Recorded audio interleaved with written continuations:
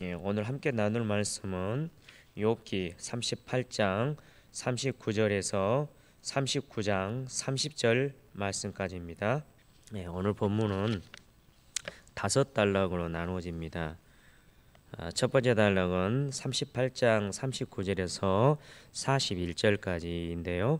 암사자와 까마귀를 다스리는 하나님에 대해서 말씀하시고, 두 번째 단락은 39장 1절부터 4절까지 산염소와 암사슴을 다스리시는 하나님. 세 번째 단락은 39장 5절부터 12절까지입니다. 들나귀와 들소를 다스리는 하나님. 네 번째 단락은 39장 13절에서 25절까지 타조와 말을 다스리시는 하나님.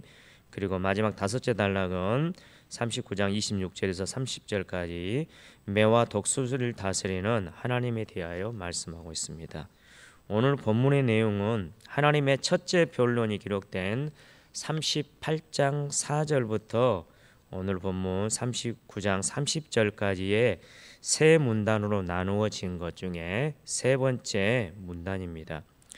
첫째 문단인 38장 4절에서 21절까지는 천지 창조와 우주 창조의 신비를 소재로 삼고, 둘째 문단인 38장 22절부터 38절은 천체와 기상을 주관하는 하나님의 능력을 소재로 삼고, 오늘 함께 나누게 되는 이 셋째 문단인 38장 39절부터 39장 30절까지의 말씀은 각종 동물의 생태와 이를 돌보시는 하나님의 섭리를 소재로 삼고 있습니다.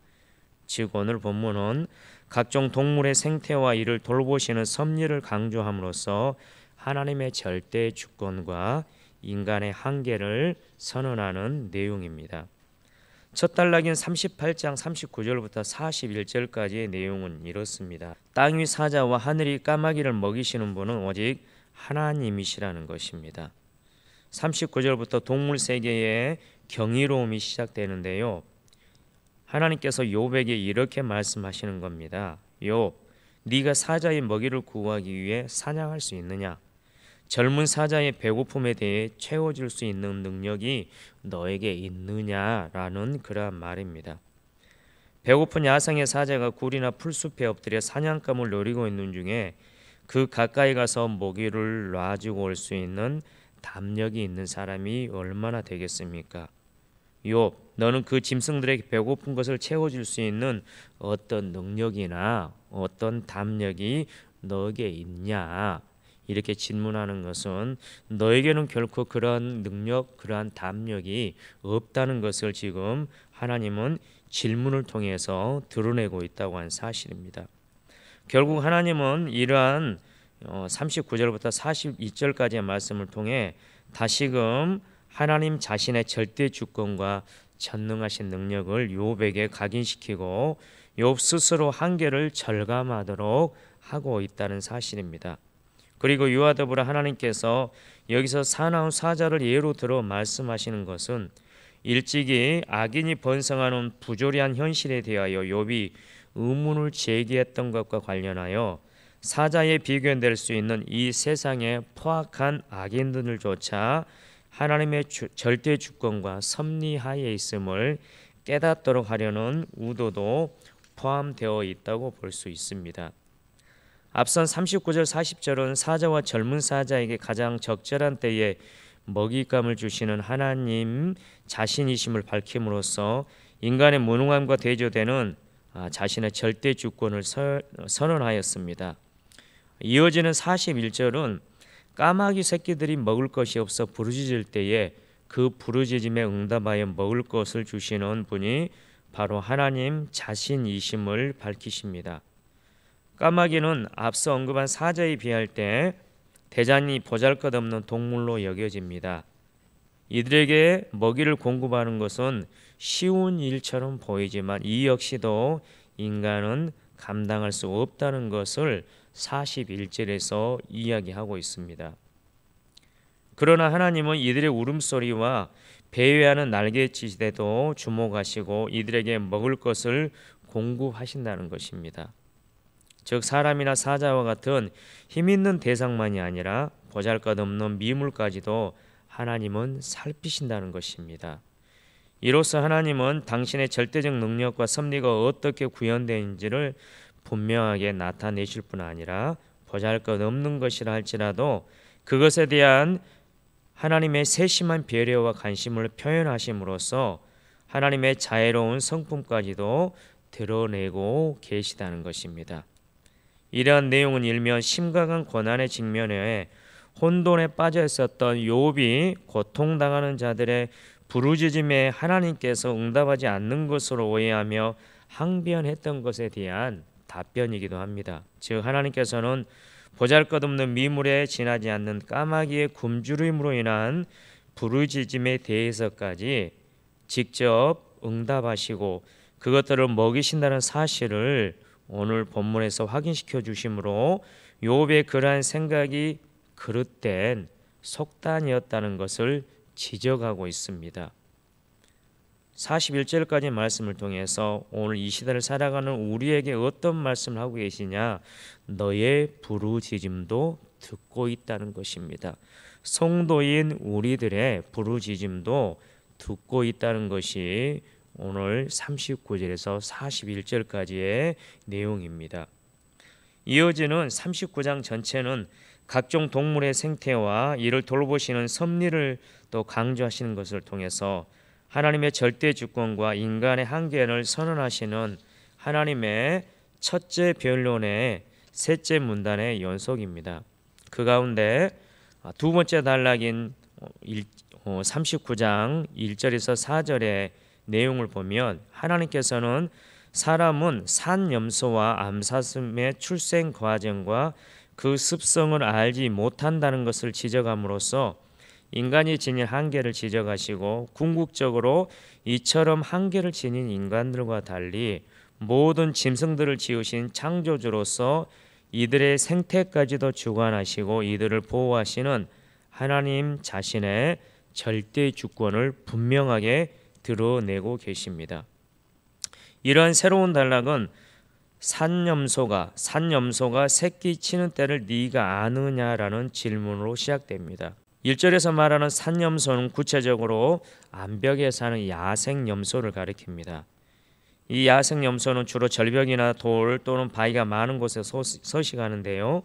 그렇기 때문에 사람들이 이 야생 산염소를 보기란 매우 어렵고 더욱이 은밀하게 이루어지는 그들의 분만의 때를 안다는 것은 거의 불가능하다는 것입니다.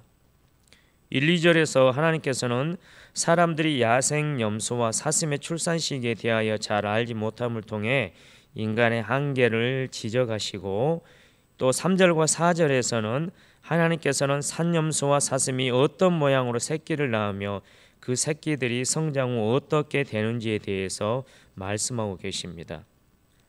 3절에서 짐승의 출산에 대해서 자세히 묘사하는 이유는 하나님께서 이들 짐승들 하나하나의 출생에 대해서까지도 간섭하시고 그것들 모두를 당신의 뜻에 따라 돌보고 계신다는 의미를 전달하시기 위해서라고 할 수 있습니다.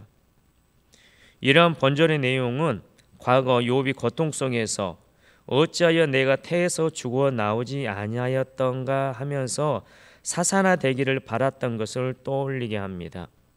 3장 11절에서 그렇게 욥이 하나님을 원망했던 그러한 장면이 있는데요. 하나님은 그것을 아시고 오늘 본문의 말씀을 통해서 그렇게 야생 동물의 새끼가 어미의 자궁 밖으로 나오는 것까지도 하나님이 지켜보고 계신다면 욥에 대해서는 어떠했겠는가? 네가 태어날 때는 하나님이 얼마나 더 지켜보고 계셨겠느냐라고 하는 것입니다. 이걸 통해서 욥이 당시의 고통을 참지 못해 내뱉은 저주의 말에 대해서도 그것이 얼마나 하나님에 대해 알지 못하고 함부로 내뱉은 언사인지를 지적하시며 욥의 잘못을 깨닫게 하고 계시다는 것입니다. 4절은 산염소와 암사슴의 새끼들의 성장 과정과 성장 후 각자 제 길로 가서는 다시 돌아오지 않는 사실에 대해 말하고 있습니다.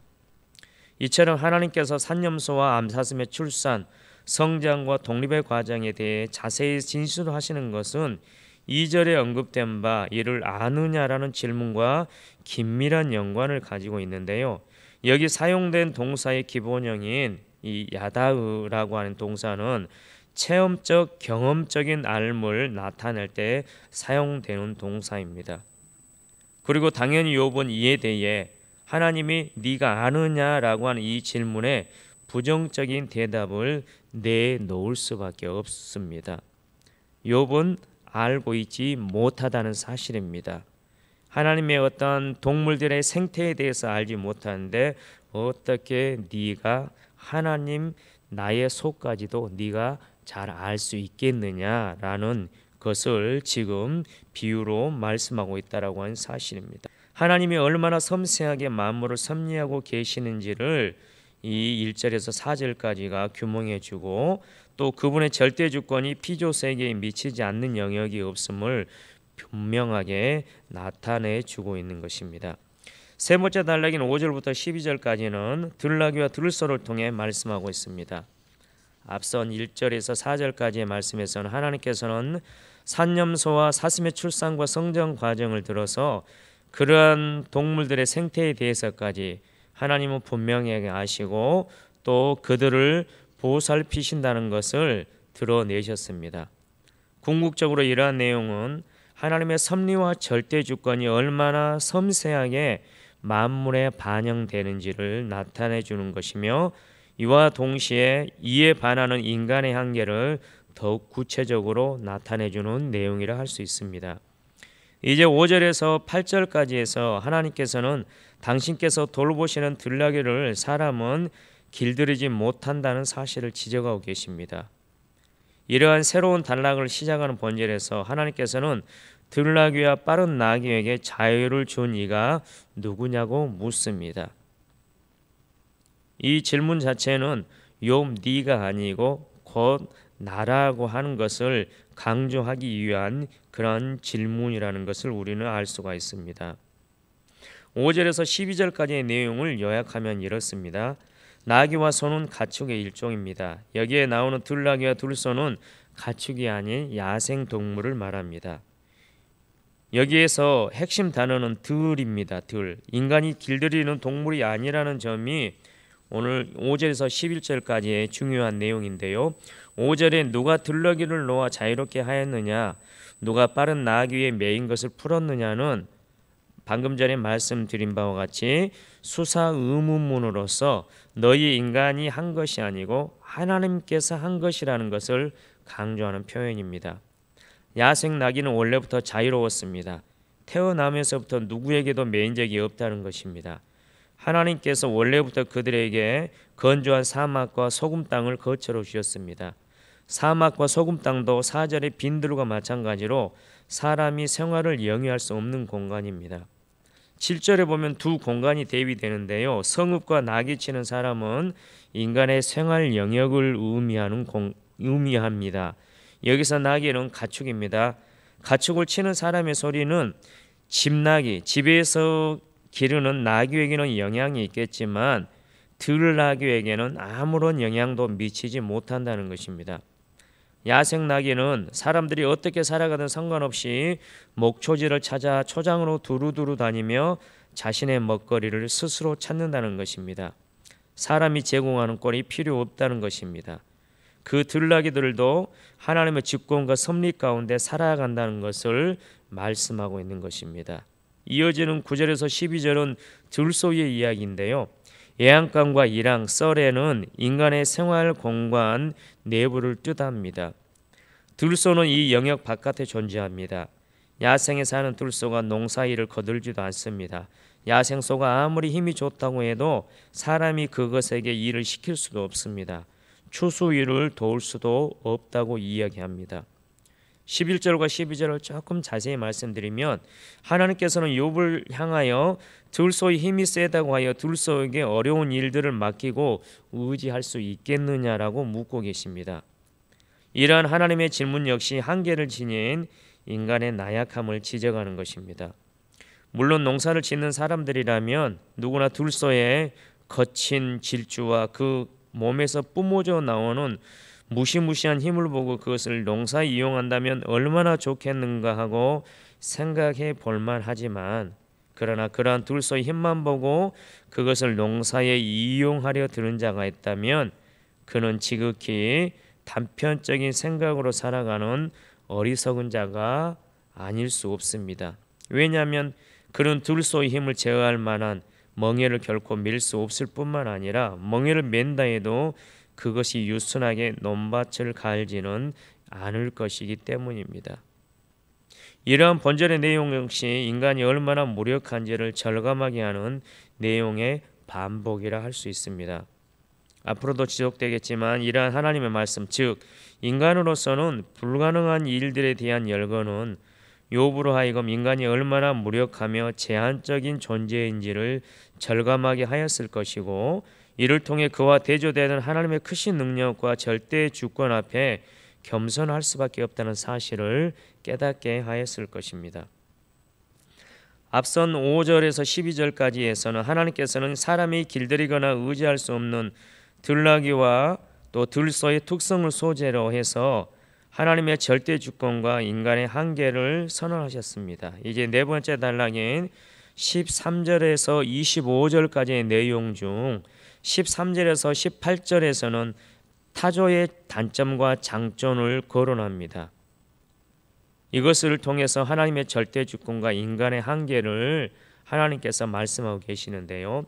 13절에서는 타조가 새끼에 대하여 자상한 학과 달리 알을 품을 깃털과 날개를 제대로 가지지 못했음을 밝히고, 14, 16절에서는 새끼에 대한 타조의 무심함을 구체적으로 지적합니다.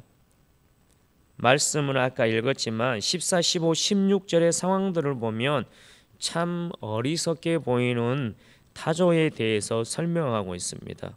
속된 말로 하자면 참 대책 없는 타조의 그러한 부족한 부분이 나오는데요.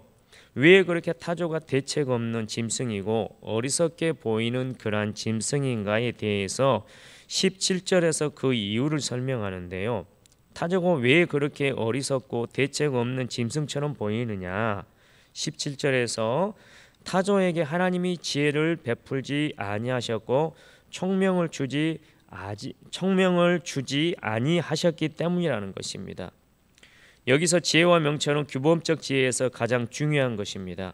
지혜와 명철이 없으면 죽습니다. 즉 멸망으로 가는 지름길인데요.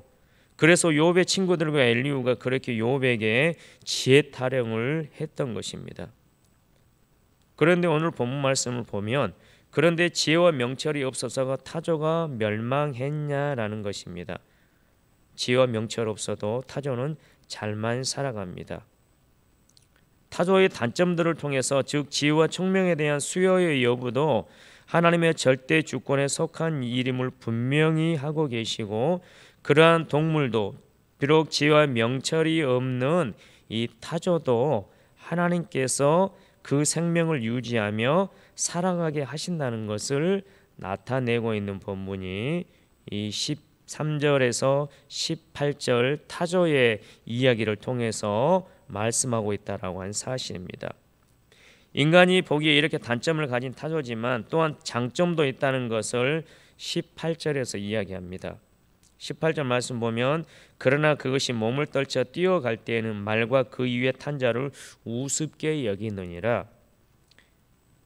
TV 프로그램이나 보면은 이 타조가 뛰어가는 모습이 조금 기우뚱거리면서 뛰어가는 모습이 우습기도 하지만 실제 이 타조가 굉장히 빠르다고 합니다. 그냥 걷는다 해도 시속 42km라고 하는 속도가 나오고요. 최고 시속은 90km까지 달린다고 합니다. 자동차 운전할 때 시속 90km면 이게 보통 속도가 아닌데 타조가 이렇게 달린다는 겁니다. 타조가 얼마나 빠르는지 이 말이 뛰어가는 것을 비웃고 조롱할 정도로 타조가 빠르다라고 하는 그런 사실입니다. 17절까지 타조의 부정적 면모에 초점을 맞춘 반면 18절에서 타조의 탁월함에 초점을 맞춘 것은 모든 만물에게는 장단점이 있음을 보여주기 위해서입니다. 이는 먼저 이러한 일들이 하나님의 절대 주권에 달린 것이므로 절대 거부하거나 원망할 수 없다는 사실을 교훈합니다.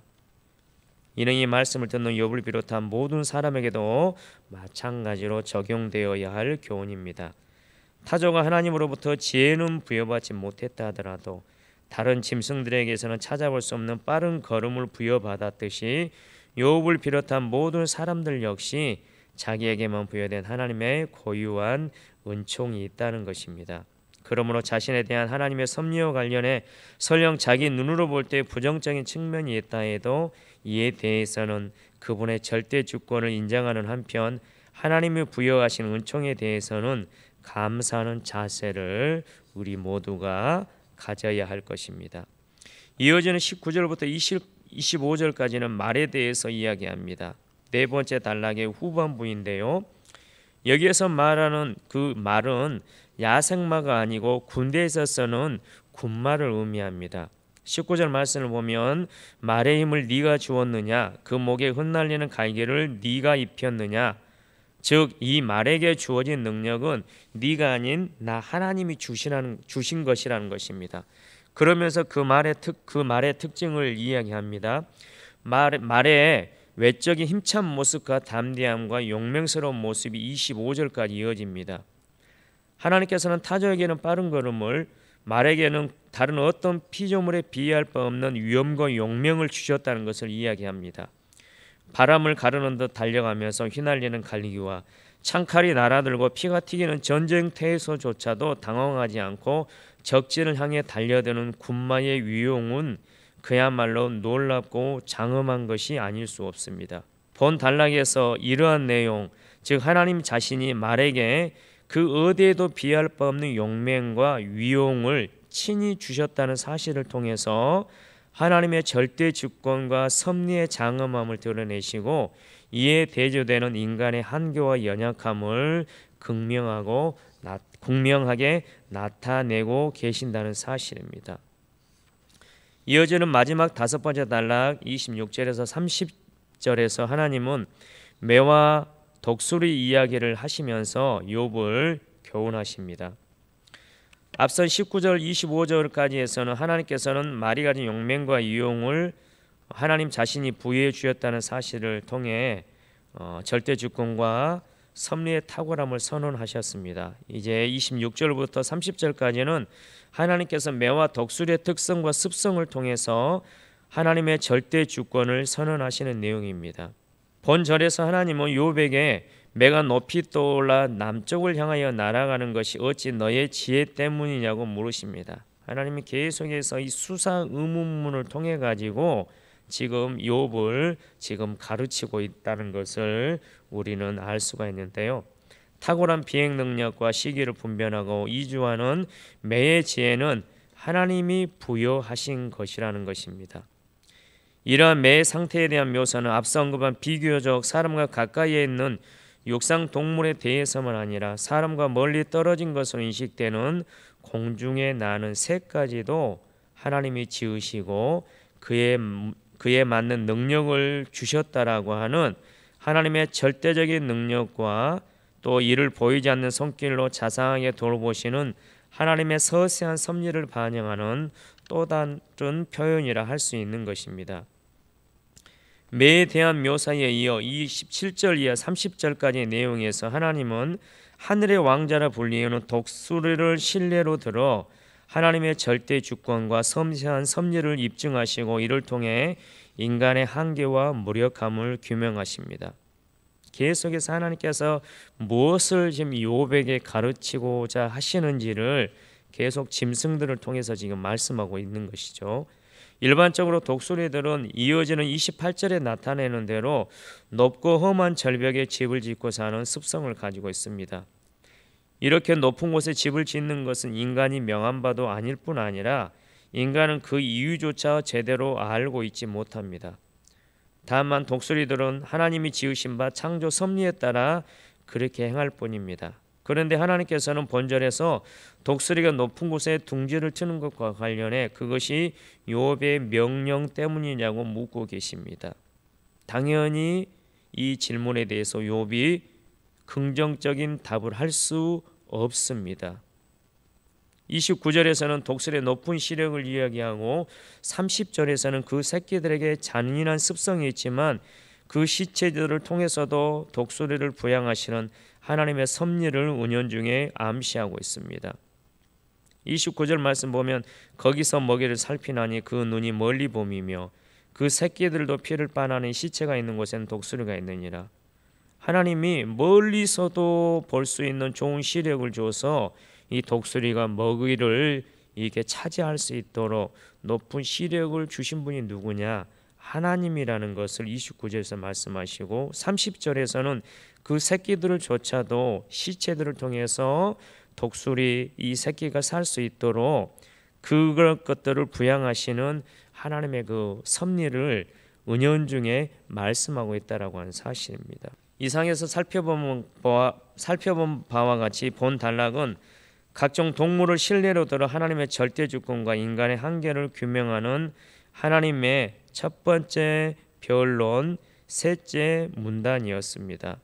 본 단락에서 주로 동물들의 생태와 이를 돌보시는 섭리를 통한 하나님의 절대 주권과 하나님의 섭리 그리고 인간의 한계를 지적하는 내용이 주를 이루는 것을 저희는 살펴봤었는데요. 본문 말씀에서 우리가 기억해야 될 것은 하나님은 욥과 친구들이 논쟁했던 고난의 유에 대한 직접적인 답변보다는 하나님의 놀라운 주권적 섭리와 권능을 말씀하심으로써 욥으로 하여금 역설적으로 한계가 많고 연약한 인간의 한계와 연약함 그리고 무지함 등을 깨닫게 하십니다. 이는 결국 하나님이 등장하신 목적이 욥에게 닥친 고난에 국한된 단편적 문제의 해결에만 있는 것이 아님을 보여줍니다. 즉 하나님은 보다 근본적으로 하나님의 선하심과 하나님이 소유하신 절대 주권 그리고 이에 근거한 완전하며 섬세한 섭리와 그에 대조되는 인간의 한계에 대한 깨달음 그리고 이를 통한 인간의 전적인 순종의 당위성을 교훈하심으로써 선과 악이 혼재하고 불의와 모순된 상황이 계속되는 인간 현존의 문제 속에서 성도가 가져야 할 분명한 신앙적 자세를 가르치고자 하신 것입니다. 우리 모두도 우리를 향한 하나님의 선하심과 우리의 한계를 뛰어넘어서 섭리하시는 하나님의 절대 주권을 신뢰하며 살아가는 복된 성도들 되시길 우리 주님의 이름으로 축원드립니다. 기도하시겠습니다. 사랑하는 하나님, 오늘 본문에 나오는 동물들을 통하여 욥에게 하나님의 능력과 주권과 섭리하심을 깨닫게 하여 주시니 감사합니다. 천하의 동물들이 하나님이 부여하신 능력에 따라 그 질서대로 살아가는 것처럼 오늘을 살아가는 우리들도 우리의 지극히 작은 생각 안에 하나님을 가두는 어리석음을 범하지 않게 하시고 하나님의 선하심과 절대의 주권과 섭리하심을 전적으로 신뢰하며 살아가도록 성령 하나님께서 날마다 붙잡아 주시옵소서. 그리하여 하나님의 뜻으로 오늘의 상황과 사건들을 해석하게 하시고 마침내 하나님께서 나에게 뜻하신 바에 도달하는 은혜를 덧입게 하여 주시옵소서.